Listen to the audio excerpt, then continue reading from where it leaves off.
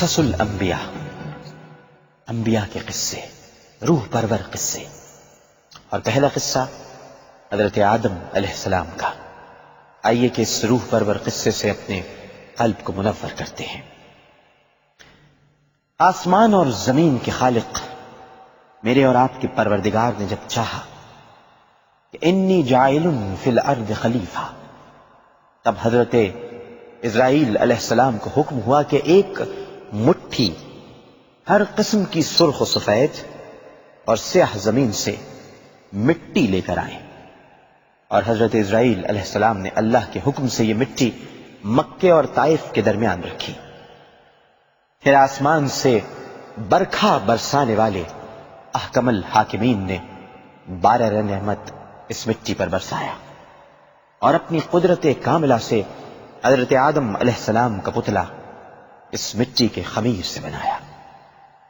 40 برس تک ناظرین وہ بے جان وہاں پڑے رہے، اور جب عنایات الہی نے چاہا تو روح پاک کو حکم صادر ہوا کہ بدن آدم میں داخل ہو، اور اللہ کے حکم سے روح آدم کے سر مبارک کی طرف سے داخل ہوئی۔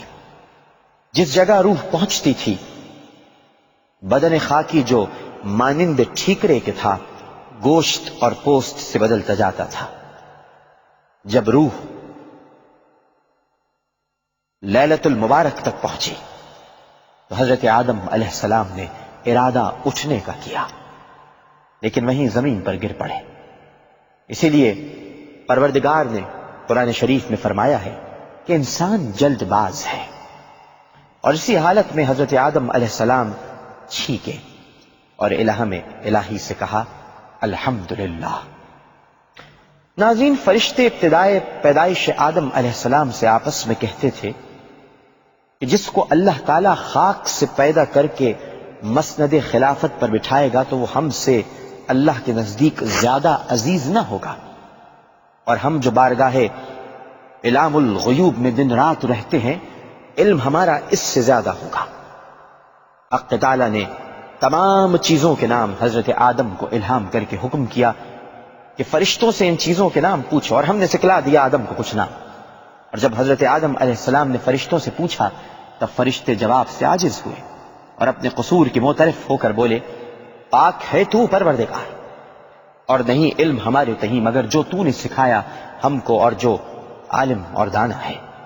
تب اللہ تعالیٰ نے ملائکہ الزام کو جو آدم علیہ السلام کے تخت کے ارد گرد صف باندھے ہوئے مؤدب کھڑے تھے حکم کیا سجدہ کرو آدم علیہ السلام کو، اور اللہ کے حکم سے تمام فرشتوں نے بلا عذر و تکرار حضرت آدم علیہ السلام کو سجدہ کیا، مگر ابلیس ملعون نے انکار کیا اور بولا کہ میں آدم سے بہتر ہوں، برتر ہوں، کیونکہ میں آگ سے اور آدم مٹی سے بنے ہیں۔ یہ تکبر، یہ غرور اور اسی نافرمانی سے شیطان راندے درگاہ ہوا اور نکالا گیا۔ حضرت آدم علیہ السلام ناظرین بہشت میں رہنے لگے۔ جب طبیعت ان کی مشتاق جلیس ہمدم اور انیس محرم ہوئی تب حضرت آدم علیہ السلام پر خواب نے غلبہ کیا۔ وقت خواب میں اللہ تعالیٰ نے اپنی قدرت کاملہ سے آدم کے پہلو چپ سے حضرت حوا علیہ السلام کو پیدا کیا۔ جب حضرت آدم بیدار ہوئے تو دیکھا کہ ایک عورت پاکیزہ ان کے پاس بیٹھی ہے۔ ان کی طبیعت ہمایوں اور صورت میمو کو دیکھ کر حضرت آدم نہایت خوش ہوئے اور پوچھا کہ تو کون ہے؟ حضرت حوا نے کہا کہ میں تیرے بدن کا جزو ہوں، حق تعالی سبحانہ نے تیری پسلی سے مجھ کو پیدا کیا ہے۔ نقل ہے کہ اللہ نے 90 حصے حسن اور جمال کے حضرت حوا کو اور بقیہ 10 حصے تمام عالم کو عنایت فرمائے ہیں۔ اب آپ اس سے اندازہ لگا لیجئے کہ حضرت حوا علیہ السلام کے حسن و جمال کا کیا عالم ہوگا۔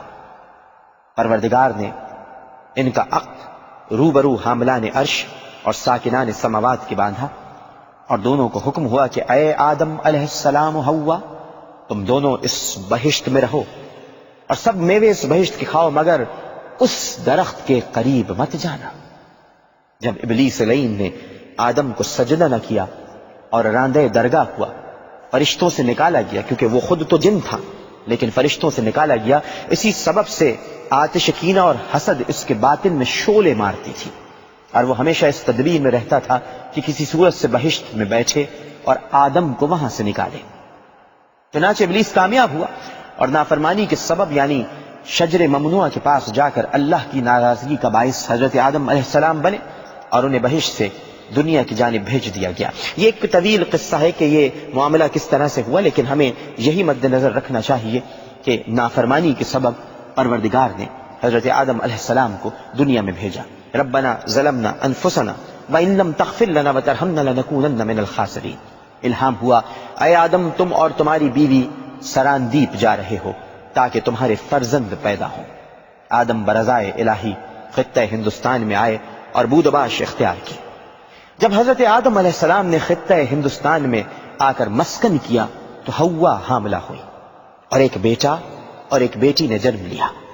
بیٹے کا نام قابیل اور بیٹی کا نام اقلیمہ رکھا، وہ نہایت خوبصورت تھی۔ پھر حوا حاملہ ہوئی اور ایک بیٹا اور بیٹی پیدا ہوئے، بیٹے کا نام حابیل اور بیٹی کا نام غازہ رکھا، مگر یہ خوبصورت نہ تھی۔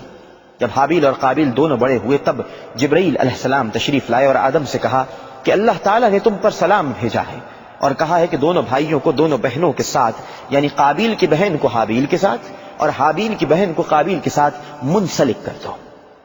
یہ بات حضرت آدم علیہ السلام نے اپنے بیٹوں سے کہہ دی۔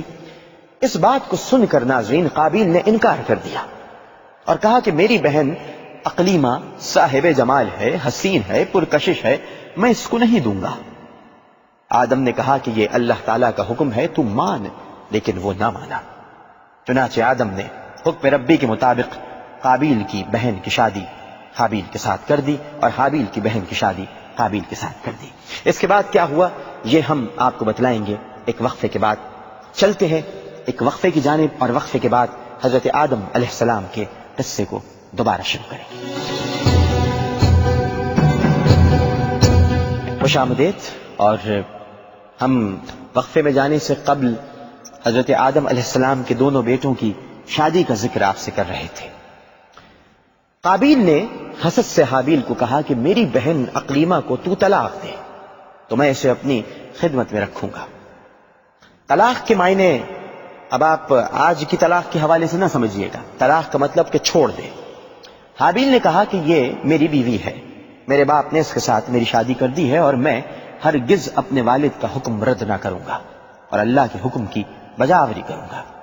حضرت آدم علیہ السلام نے اس جھگڑے کو نمٹانے کے لیے دونوں بیٹوں سے کہا کہ تم دونوں بھائی کوہ منا پر 2 قربانیاں کر کے رکھ دو، جس کی قربانی اللہ کی درگاہ میں مقبول ہوگی اقلیمہ اسی کی بیوی ہوگی۔ لہٰذا دونوں بیٹوں نے اپنے والد کے فرمان پر کئی بکریاں لاغر ذبح کر کے کوہ منا پر رکھ دی۔ قرآن سے آواز آتی ہے کہ اور سنا ان کو تحقیق احوال آدم کے بیٹوں کا، جب نظر مانی دونوں نے، کچھ نظر پھر قبول ہوئی ایک سے اور نہ قبول ہوئی دوسرے سے۔ غرض دونوں بھائیوں نے قربانی کوہ منا پر رکھ دی اور دعا مانگی کہ یا الہی قربانی ہماری قبول کر۔ وہیں آتش بے مثال سمرق نے آ کر حابیل کی قربانی قبول کی اور قابیل کی رد۔ تب قابیل نے حابیل کو مخاطب کیا جیسا کہ قرآن میں ہے کہ قابیل نے حابیل کو کہا کہ میں تجھ کو مار ڈالوں گا، یہ قربانی تیری قبول ہوئی۔ حابیل نے کہا اللہ تعالیٰ قربانی قبول کرتا ہے پرہیزگاروں کی، اگر تو ہاتھ چلائے گا مجھ پر کہ مجھے مار دے، لیکن میں ہاتھ نہ چلاؤں گا تجھ پر کہ تجھے مار دوں، کیونکہ میں ڈرتا ہوں اس پروردگار سے جو صاحب ہے سارے جہاں کا۔ اب وہ کوہ منا ناظرین حاجیوں کا محل مناجات ہے، قربانی اب تک اسی جگہ پر ہوتی ہے۔ المختصر یہ کہ حابیل و قابیل دونوں بھائی کوہ منا پر قربانی دے کر باپ کے پاس آئے۔ آدم علیہ السلام نے فرمایا اے قابیل تیری بہن اقلیمہ اب حابیل پر حلال ہوئی اور تجھ پر حرام۔ قابیل یہ فیصلہ سن کر حسد کی آگ میں جلنے لگا۔ اس کے بعد ناظرین کیا ہوا اس قصے کو آگے بڑھائیں گے، لیکن ہم آپ کو اس منزل پر چھوڑ کر چلتے ہیں کہ آپ بھی غور کیجئے اور تحقیق کے سمندر میں ڈوب جائیے کہ جب قابیل حسد کی آگ میں جلنے لگا، لہٰذا ہم اس قصے کو یہیں پر چھوڑتے ہیں اور آپ کو بھی تحقیق کے سمندر میں غوطہ لگانے کی دعوت دیتے ہیں کہ اس کے بعد کیا ہوا آپ بھی پڑھیے اور جانیے، لیکن ہم ضرور آپ کو آگے بتائیں گے کہ واقعات کس طرح آگے بڑھتے ہیں، لیکن اس وعدے کے ساتھ کہ اپنا بہت خیال رکھیے گا۔ قصے کو ہم یہیں سے آگے لے کر چلیں گے۔ اللہ حافظ۔